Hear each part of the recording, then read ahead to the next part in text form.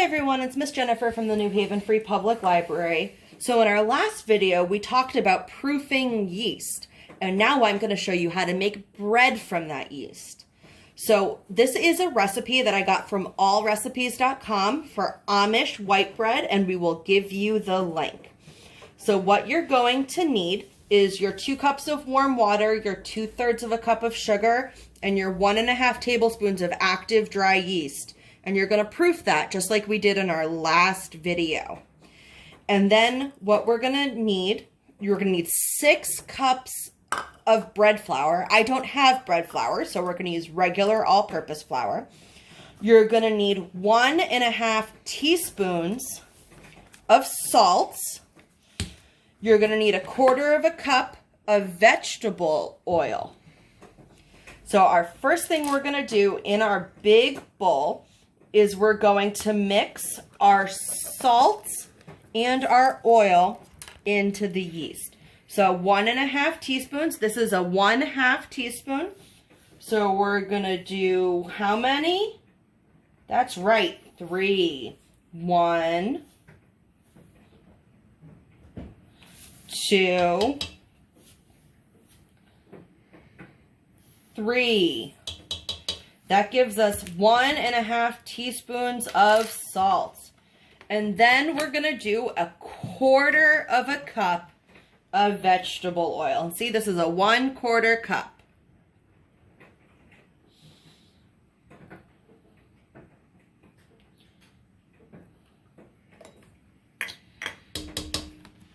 All right, and we're going to turn it on and mix.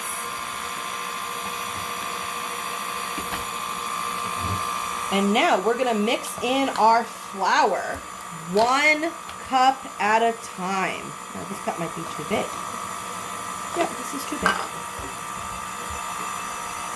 So while that's mixing, you're going to get your cup, and I am going to use a 1/2 cup because it fits in my bag better. So that means we're going to need 12 of these. So when you scoop your flour, you want to make sure that it's all packed down. So you're going to have a grown-up take the flat end of a knife and tap it all down.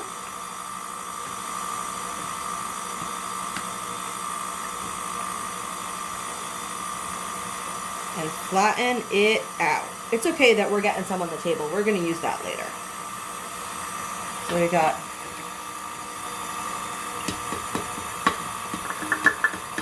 1,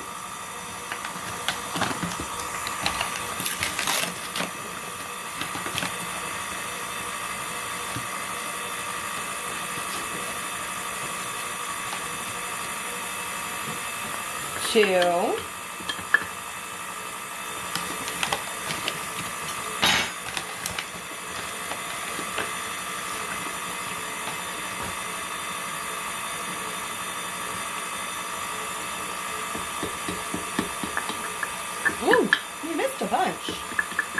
3,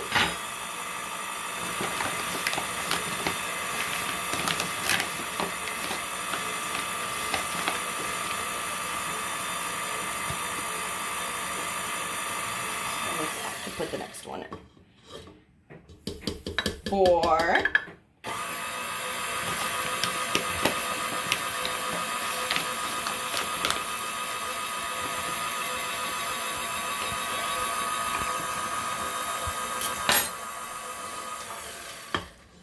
5,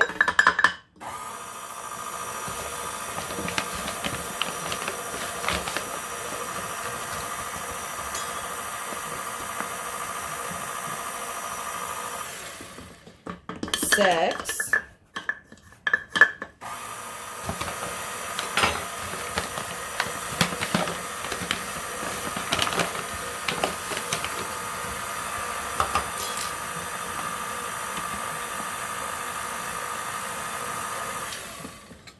7,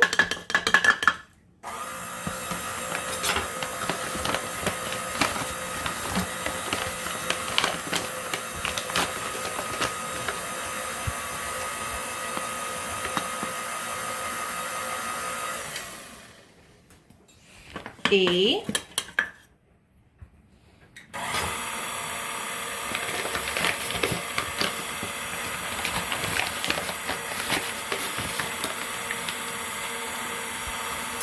Remember always to flatten it out first.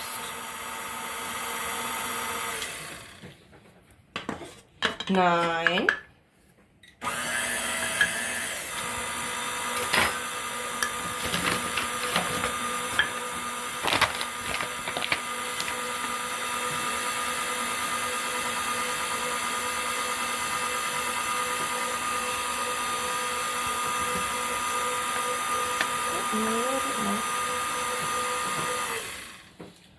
10.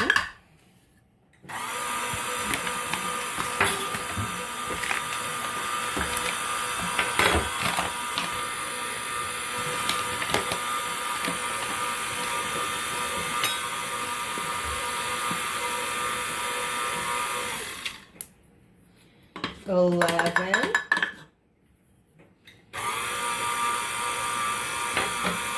And 12.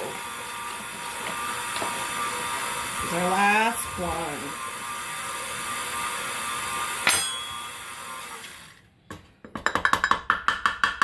Now we're going to let that mix for a little bit until all of the flour is incorporated. And we'll see you back in a little bit. All right, so we've let our dough mix really well. So what I'm gonna do is I am going to take off my dough hook, clean that up, and we're gonna take our dough out of our bowl. And we're gonna put it onto a lightly floured surface. All right, and we are going to knead this dough until it is smooth.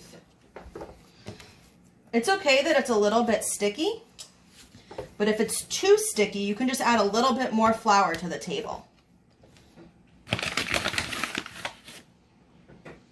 See, just a little bit more flour and it'll stop being so sticky.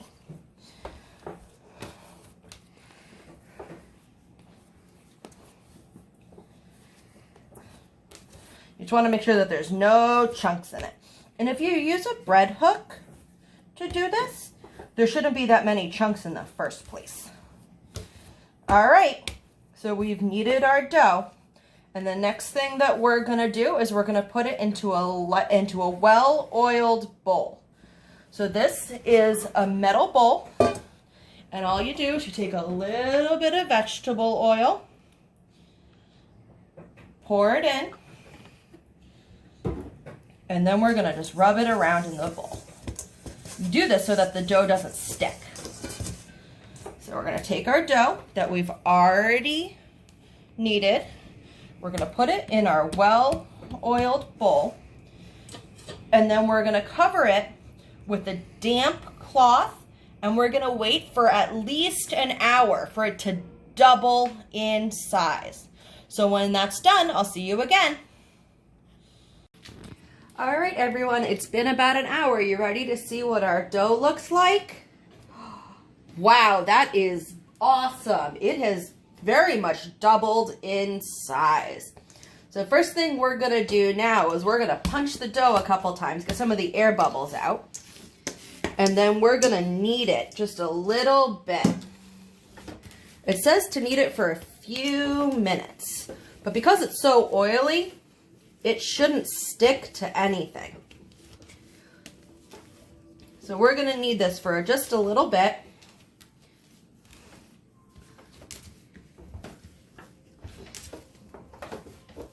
And it's gonna get all of the oil mixed in.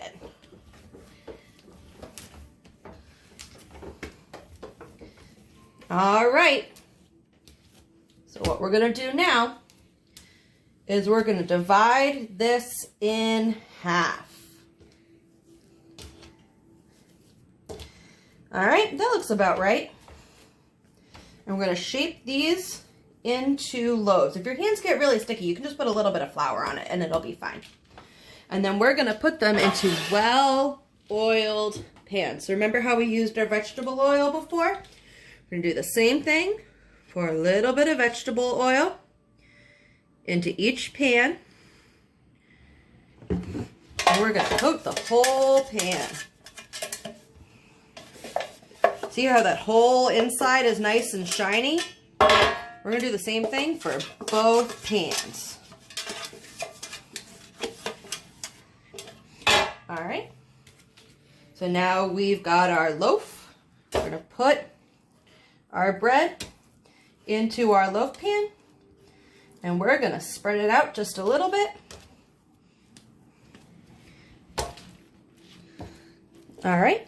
And now we're going to wait another 30 minutes for this bread to rise so it's about an inch over the top. And we'll see in a little bit. Okay, so it's been a little bit, and as you can see, this bread is definitely rising over the top of the pan. So what we're going to do is we're going to set our oven to 350 degrees, and you will need your grown-ups' help if you're touching the oven. Set it to 350 degrees, and then once that's preheated, we're going to put our bread in the oven for 30 minutes. And we will see you all when it is done. All right, my friends, our timer just went off. So we're gonna take our bread out of the oven. Oh, it looks good. It smells good too. So what we're gonna do is we're gonna take our knife and have your grown-up just run the knife along the outside of your bread to make sure it's not sticking. And then what we're gonna do is you're gonna flip your bread onto your cooling rack and then flip it over and let your bread cool. It's probably gonna take about an hour before you can cut your bread.